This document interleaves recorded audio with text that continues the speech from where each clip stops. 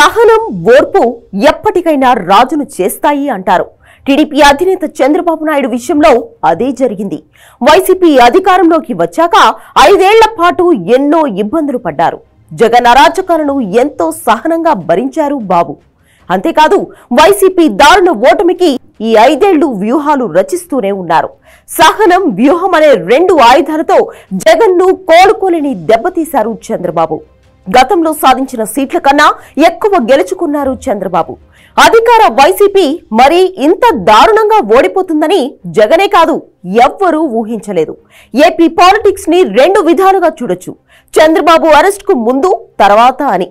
చంద్రబాబుపై ఎన్నో కేసులు పెట్టిన జగన్ ఊహించని విధంగా ఎన్నికలకు కొన్ని రోజుల ముందు వాటిని ముందుకు తెచ్చారు. స్కిల్ డెవలప్మెంట్ కేసులో బాబును అరెస్టు చేయించడమే కాకుండా లోకేష్, ఇతర టీడీపీ నేతలపైన అనేక కేసులు మోపింది జగన్ ప్రభుత్వం. చంద్రబాబు అంతకుముందు 4 ఏళ్లుగా సోషల్ మీడియాను బలమైన ఆయుధంగా ఉపయోగించుకొని పోరాడారు. అసెంబ్లీలో తన భార్యను అవమానించారంటూ కన్నీళ్లు పెట్టుకున్నారు. ఆ తర్వాత స్కిల్ డెవలప్మెంట్ కేసులో అరెస్ట్ అయ్యారు. ఎన్నికలు దగ్గర పడుతున్న వేళ జైలుకు వెళ్లి రావడం, అనూహ్యంగా జనసేన అధినేత పవన్ కళ్యాణ్ టీడీపీకి మద్దతు తెలపడం, ఆ తర్వాత పవన్ ని తక్కువ సీట్లైనా బలమైనవి ఇవ్వడం, బీజేపీతో దోస్తీ, ఇవన్నీ కూడా చంద్రబాబు వ్యూహంలో భాగాలే. బీజేపీతో పొత్తు వల్ల మైనార్టీలకు దూరమవుతామని పార్టీ సీనియర్లు హెచ్చరించారు. కానీ అసలు ఏపీలో సక్రమంగా ఎన్నికలు జరగాలంటే కేంద్రం నుంచి బీజేపీ అండ ఉండాలని ఆ పార్టీతో పొత్తు కోసం పట్టుబట్టారు బాబు. ఆరోగ్యాన్ని కూడా లెక్క చేయకుండా ఎండల్లోనే ఏపీ అంతటా చుట్టొచ్చారు. లోకేష్ ని ఎక్కువ హైలైట్ చేయకుండా మంగళగిరికి పరిమితం చేశారు.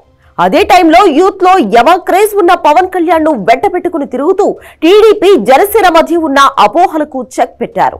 ఇంత జరుగుతున్నా కూటమిలో 3 పార్టీల మధ్య ఓట్ల ట్రాన్స్ఫర్ అవుతాయా లేదా అన్న అనుమానాలు ఎక్కడో ఉన్నాయి. అయినా టీడీపీ, జనసేన పార్టీల నాయకులు కూటమి అధికారంలోకి రావడమే లక్ష్యంగా ఎన్నికల్లో కలిసి పనిచేశారు. అందుకోసమే పవన్ తో అనేక సమావేశాల్లో పాల్గొని ఇద్దరం ఒక్కటే అనే భావాన్ని జనంలోకి తీసుకెళ్లారు చంద్రబాబు. జగన్ ని ఎలాగైనా ఇంటికి పంపాలన్న పట్టుదల చంద్రబాబులో కనిపించింది. ఫైనల్ గా ఆంధ్రప్రదేశ్ ముఖ్యమంత్రి అయ్యే అవకాశం దక్కింది. ఏం చేసినా సీఎం కావడమే చంద్రబాబు లక్ష్యం. సహనంతో, వ్యూహంతో 4వ సారి ముఖ్యమంత్రి పీఠం ఎక్కబోతున్నారు నారా చంద్రబాబు నాయుడు.